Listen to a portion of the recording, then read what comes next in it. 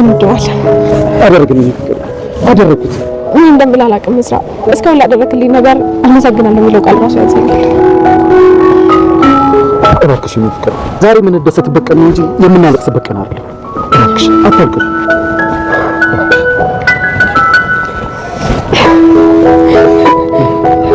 አፈቅራለሁ እስራ። እኔም አፈቅርሻለሁ ልጄ። ተመስገን ተመስገን ተመስገን ተመስገን። እንኳን የእውነት ጋሼ የእናንተ ምረት እንዴት እንደምከፍል አላውቅም። ሁለታችሁም ከይምሮ ይበለኝ ናችሁ። ናስኪ ፍኛት ናስኪ። እሺ ሌባ ሙሽራ ስለመጣች ደስታችሁን ያከበራችሁ ምንድን ነው ተወል መልሲ ጭራሽ አምስተሽ መምጣት ጀመርሽ። ቆይ አንቺ ምን ባደርግሽ ነው የሚሻልሽ? ተዋት አባዬ፣ ሽንፈታቸውን እያስተናገዱበት ያለ ሰዓት ስለሆነ ምንም ነገር ቢያደርጉ አይፈረድባቸውም። እና በቀጣይ ምን ልታደርግ ነው? ወደ እስር ቤት ልትመልሰኝ ነው ወይስ ሀብትን ብቻ ለመውረስ ስትል ልታጠፋኝ? ሜርሲ እኮ እኔ ወንድምሽ ነኝ።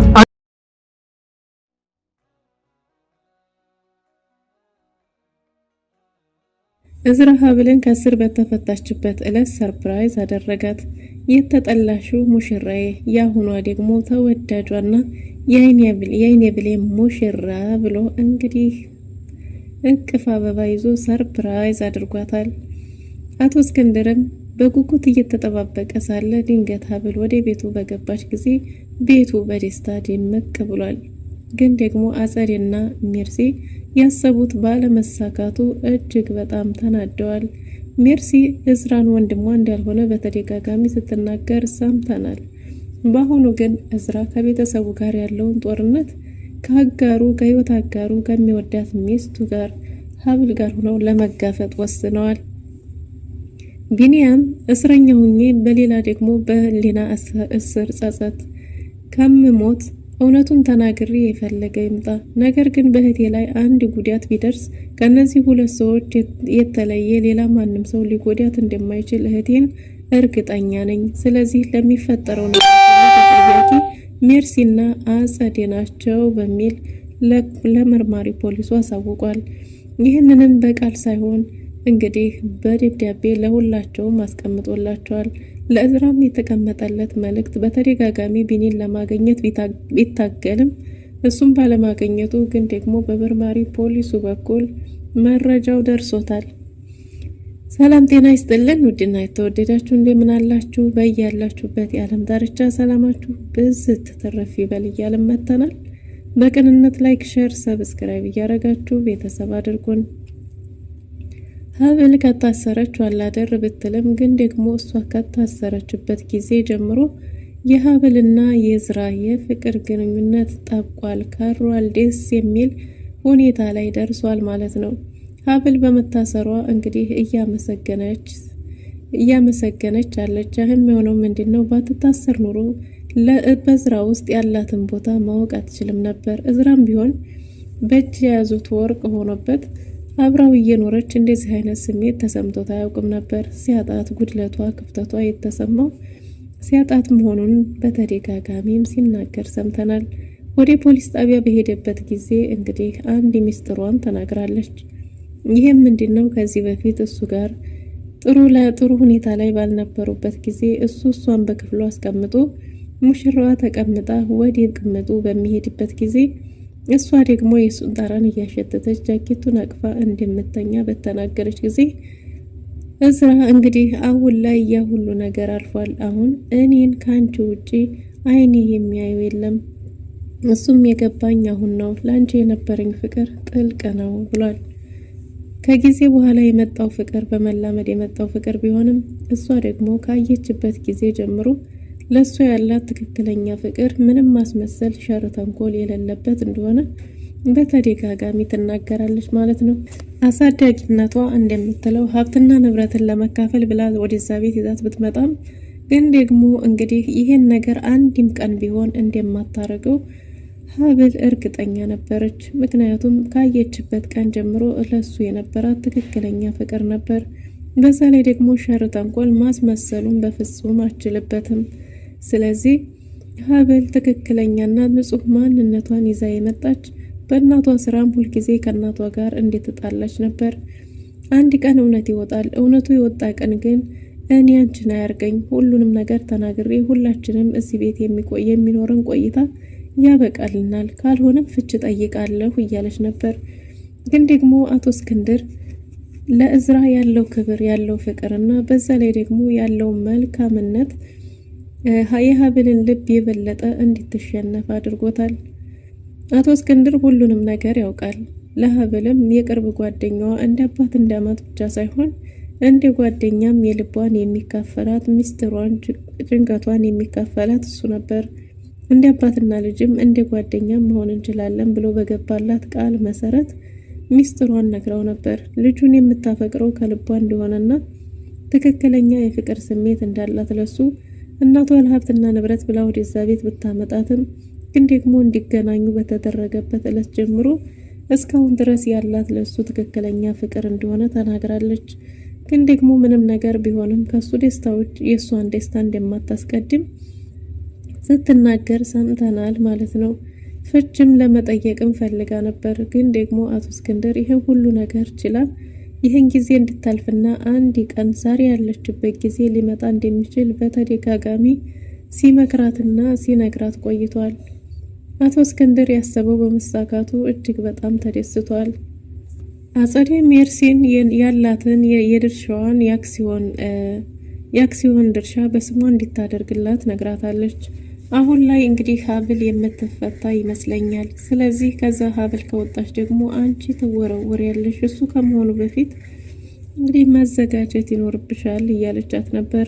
በእርግጥም ይሄን ያለችው ምንድነው እዝራ እሳት ለብሶ እሳት ጎርሶ ወደ ቤት ተመልሷል። በዚህን ሰዓት ምን እንደተፈጠረ አቶ እስክንድር በጠየቀው ጊዜ እንግዲህ እዝራ ልጅቷን በእህቱ አስፈራርተውት እንደሆነ ይሄንን ቃል የሰጠውና በዛ ላይ ደግሞ እህቱን ባገኛት የሚፈጠረውን ነገር ምናልባት ቃሉን ሊቀይር ይችላል። ሀብል ነጻ ትወጣለች ብዬ ልጅቷ ያለችበት ሆስፒታል ድረስ ሄጄ ነበር። ግን ደግሞ ልጅቷ ያለችበት ሆስፒታል ከመድረሴ በፊት ቀድመው ልጅቷን አሽሽተዋት ነበር። እነዚህ ሰዎች የቅርብ ሰዎች መሆን አለባቸው። ስለዚህ እሷን ባገኛት በቀላሉ እንግዲህ ሀብል ነጻ ትወጣ ነበር እያለ ነው። ሀብል ይህን ነገር ምንም ባላደረገችው እዛ ስትሟቅቅ ማየት አልፈልግም፣ የተቻለኝን ሁሉ አደርጋለሁ እያለ ነው። አቶ እስክንድርም ጠበቃው ምን እያደረገ እንደሆነ ቢነግረውም ጠበቃውን በተቻለው መንገድ የሀብልን ነጻነት እንግዲህ ነጻ ለማውጣት እየታገለ እንደሆነ ተናግሯል። በዚህን ጊዜ አጸዴ ወሬ ለመስማት ለመለቃቀም መታለች። ምንድነው? ማን ነው? ምንድነው የተፈጠረው? እያለች ነገር ለማጣራት ሞክራ ነበር።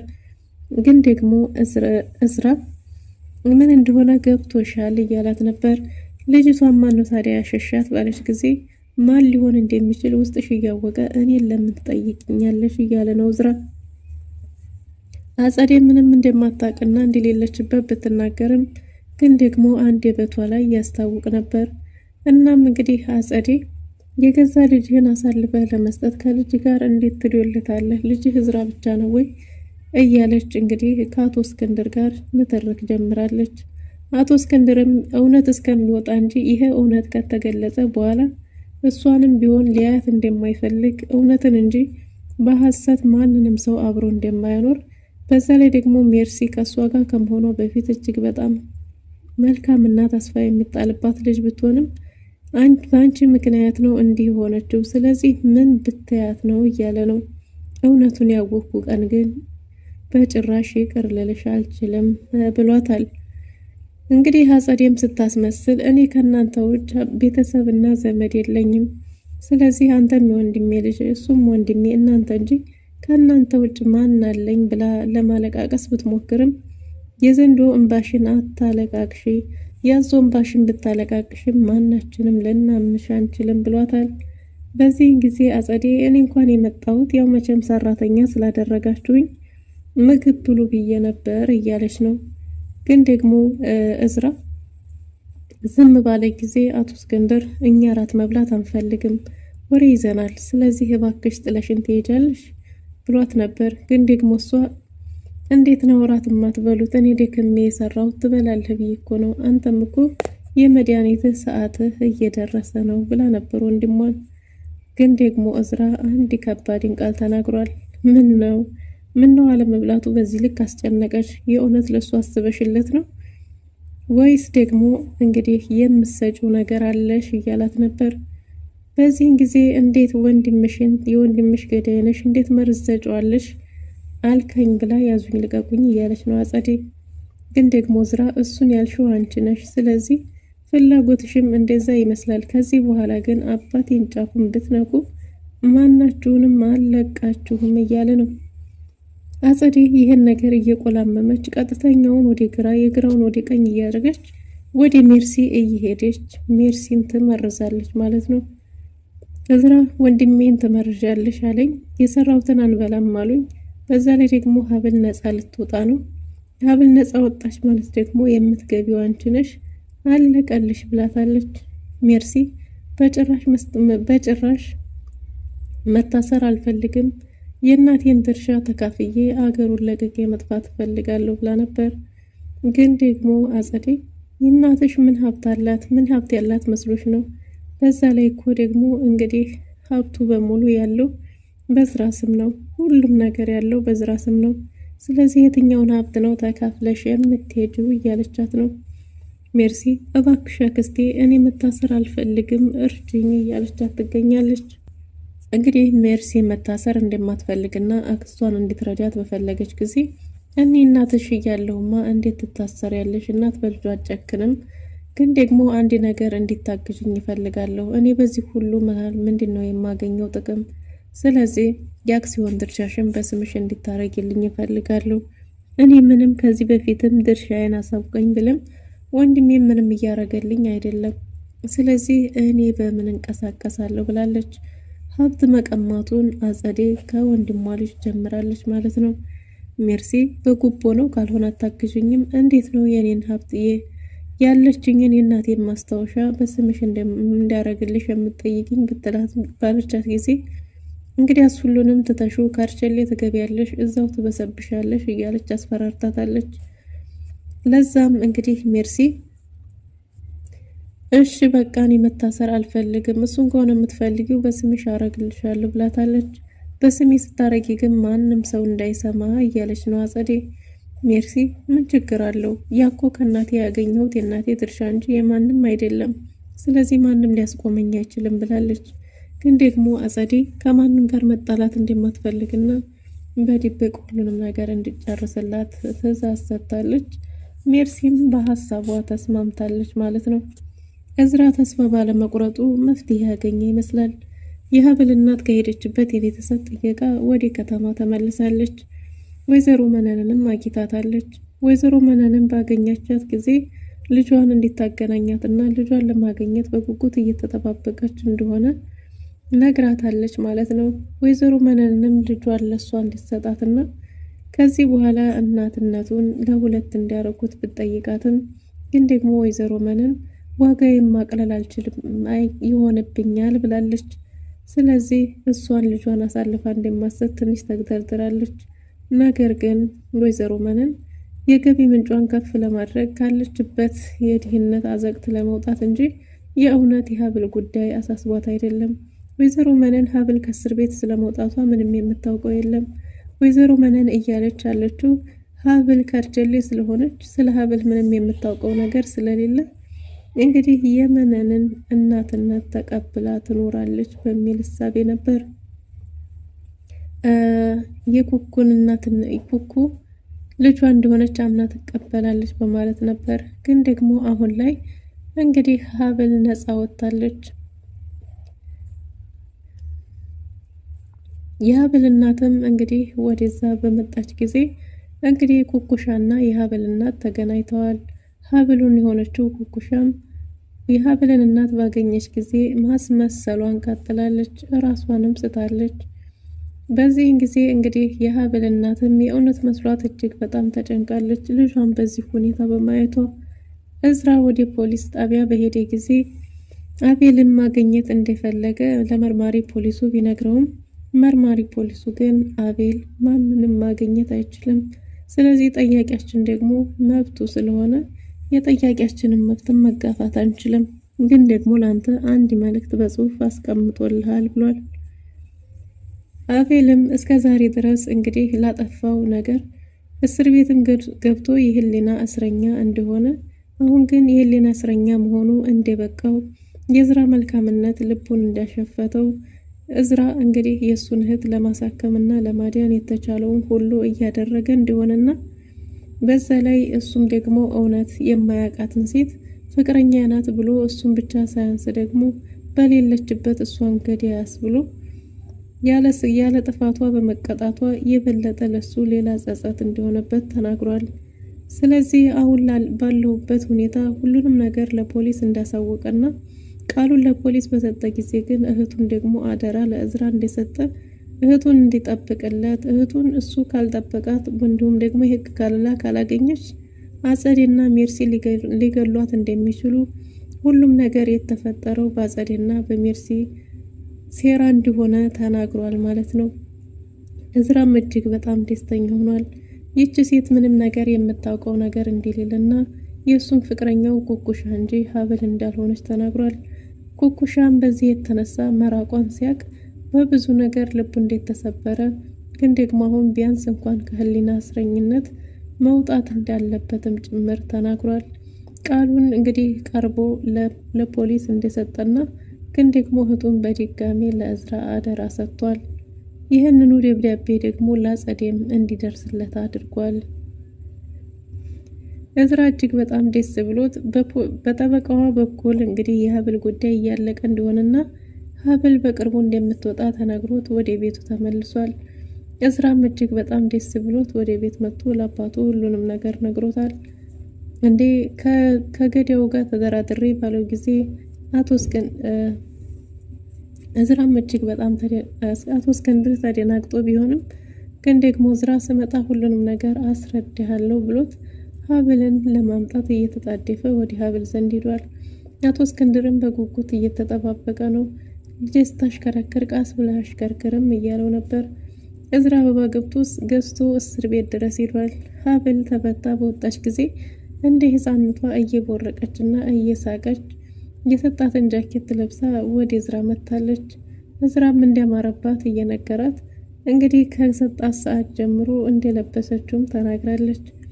በቅፍ አበባ እዝራ ተቀብሏታል። የድሮዋ የማትወደደው ሙሽራ የሆኗ ግን ተወዳጅ ሙሽራ እንደ አዲስ እንደሚሞሸሩም ቃል ገብቶላታል ማለት ነው። ሀብልም እንግዲህ አመስግናለች። አንተንና አባትህን አለማመስገን አልችልም፣ እናንተ ከጎኔ ባትኖሩ ተስፋ ቆርጬ ነበር እያለች ነው። እንግዲህ እዝራም ወደ ቤት ተያይዘው እየመጡ ነው።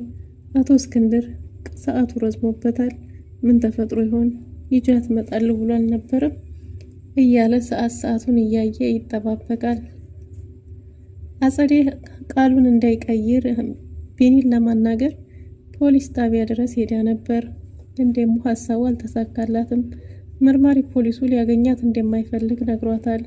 ለምንድን ነው የማያገኘኝ ባለች ጊዜ ሁሉንም ነገር እንግዲህ ደብዳቤው ላይ ያለውን ሰጥቷታል። ይህን አስቀምጦልሻል ባለ ጊዜ ደብዳቤው ላይ እንግዲህ ሁሉም ነገር ሴራው የሷ እንደሆነና ምንም የማታውቀው ሴት ታስራ እንደነበረ የህሊና ጸጸቱ እንዳላስቀመጠው አሁን ግን ሁሉንም ነገር እውነቱን ለፖሊስ እንደተናገረ በእህቷ ላይ ግን ምንም አይነት ጉዳት ቢደርስ ተጠያቂዋ እሷና ሜርሲ እንደሆኑ ያኔ ደግሞ ሁሉንም ነገር ሚስጥሩን አውጥቶ እንደሚናገር ማስጠንቀቂያ ሰጥቷል ማለት ነው።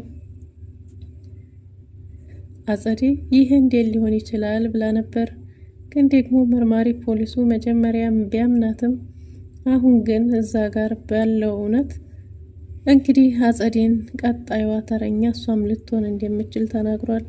ግን ደግሞ የቢኒ እህት ከዚህ በኋላ ጭረትም እንኳን ቢደርስባት ማንም ይሁን ማንም ምንም ቢያደርጋት ተጠያቂዎቹ እሷና ሜርሲ እንደሆኑ ለህግ አሳውቋል።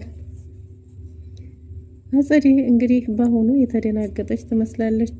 በሌላ በኩል ሀብል ወደ ቤት በገባች ጊዜ ደስታቸው ቤተሰቡ ሙሉ ሆኗል። አቶ እስክንድር እጅግ በጣም ደስ ብሎታል።